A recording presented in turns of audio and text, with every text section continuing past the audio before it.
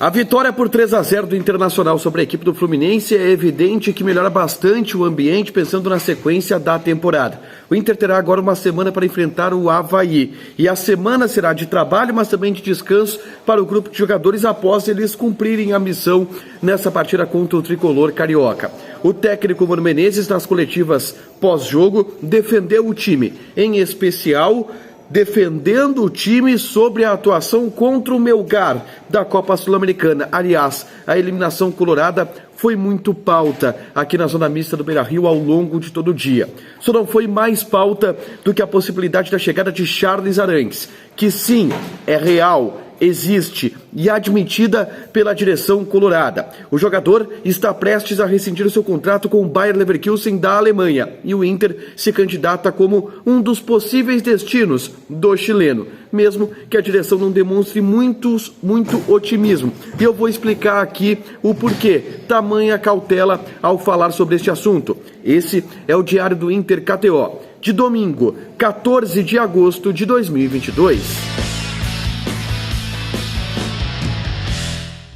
Tudo bem, gente? Obrigado pela participação aqui. Não esquece de deixar teu like, te inscrever, de ativar as notificações. Bora falar do Internacional aqui no A Dupla. Nesse vídeo, um resumo do que de mais importante aconteceu no noticiário do Internacional ao longo deste domingo, tá? E obviamente que o mais importante foi a vitória colorada. Em um ambiente tenso, em um ambiente estranho, onde o estádio inclusive estava bastante dividido entre torcedores que vieram para protestar por causa da eliminação na Copa Sul-Americana e torcedores que vieram assistir a partida e apoiar o clube. E ao longo do jogo essa divisão ficou muito clara no estádio Beira-Rio. Mas os aplausos venceram, principalmente porque o Internacional teve uma grande atuação e fez uma goleada consistente sobre a equipe do Fluminense, vencendo por 3-0 no Beira-Rio, um dos grandes times desse campeonato brasileiro. Eu falo mais sobre a vitória nesse vídeo, que é meio maluco. Eu saio da cabine, passo pelo elevador, paro aqui na zona mista, acompanho o gol do Depena pela televisão, mas eu faço um relato, um resumo da partida nesse vídeo que você pode acompanhar, tá? Vamos começar abordando os assuntos do dia do Internacional e eu começo falando sobre o pós-jogo, vestiário. O técnico Mano Menezes, evidente que depois da vitória, ele tratou de destensionar o ambiente pós-eliminação. Defendeu bastante os jogadores, defendeu bastante o trabalho que vem sendo feito, em especial com base nessa vitória do Inter contra a equipe do Fluminense. Ele elogiou muito o fato do Inter ter conseguido marcar e se defender contra uma das equipes que mais demanda dificuldades para o adversário se defender, e ele entende que isso é resultado de um trabalho consistente, de uma defesa que é sólida e de um time que está bem ajustado. Ele falou sobre as individualidades, contemporizou o fato de algumas individualidades estarem sendo, de certa forma, perseguidas pelo torcedor. O Edenilson, por exemplo, o Tyson, por exemplo, ele disse que isso aconteceu ali atrás com o Daniel e o Daniel superou. Então, contemporizou essa situação dos jogadores que são mais debatidos, que são mais criticados pelo torcedor colorado. Ele falou também sobre eliminação para o Melgar. E o discurso no pós-jogo, o discurso do vestiário do Beira-Rio é muito parecido. O Inter tem um discurso de que jogou melhor que o Melgar e mereceu se classificar.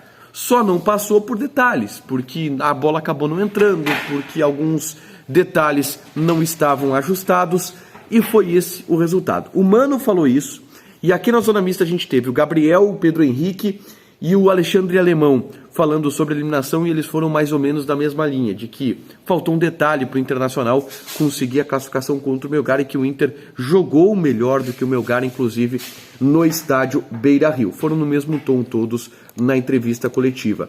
O Mano defendeu bastante o grupo de jogadores também sobre a ideia de que existe um grupo perdedor no Internacional. Ele disse, não tem essa de grupo perdedor. Todo mundo já perdeu e todo mundo já ganhou. Não existe um carimbo, esse aqui é perdedor, esse aqui ganha. Não. E ele vai blindar os jogadores desse carimbo pelo que ele falou na entrevista coletiva. Mas eu quero ir para aquele que talvez tenha sido o principal assunto aqui na Zona Mista ao longo do dia e que talvez mais interesse você, torcedor colorado, que é Charles Arangues. E sim, o nome do chileno volta a ficar muito forte nos bastidores do estádio Beira-Rio. O Arangues está viabilizando, junto ao Bayer Leverkusen, a sua rescisão contratual. ele deve ficar livre do mercado, rescindindo, rompendo seu vínculo com o clube alemão. Essa rescisão precisa sair até amanhã, e eu explico o porquê.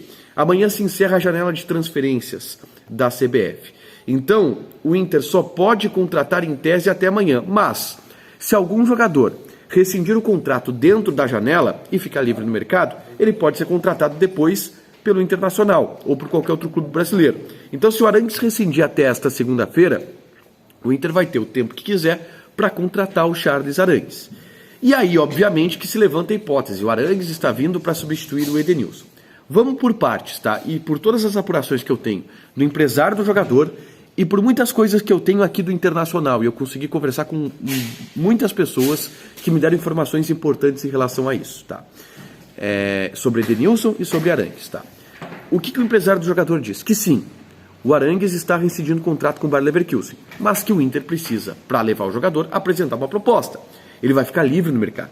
A preferência dele é jogar no Internacional, mas o Inter precisa apresentar uma proposta, tá? E não apresentou ainda. Dentro disso, o Arangues está no mercado e o mercado é livre concorrência. Então o Arangues vai receber propostas de outros clubes enquanto o Inter não chegar e bancando algum valor que foi pedido. O presidente Alessandro Barcelos deu uma entrevista na Zona Mista, falou sobre o assunto e ele disse que gostaria de contar com o Arangues no Internacional, mas o patamar financeiro do Arangues está muito além do que o Inter pode pagar.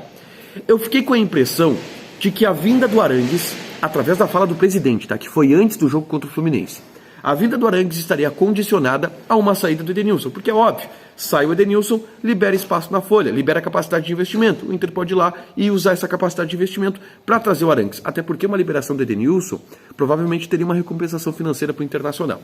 Essa é a impressão que eu fiquei antes do jogo.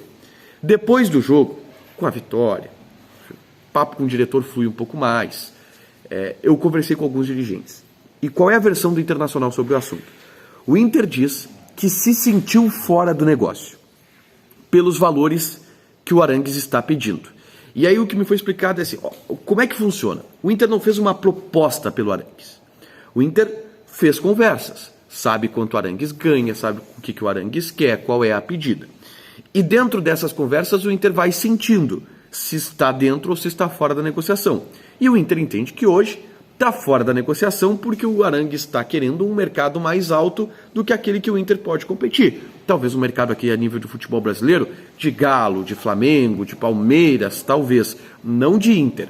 E o que me falaram o pacote Arangues é muito caro, tá?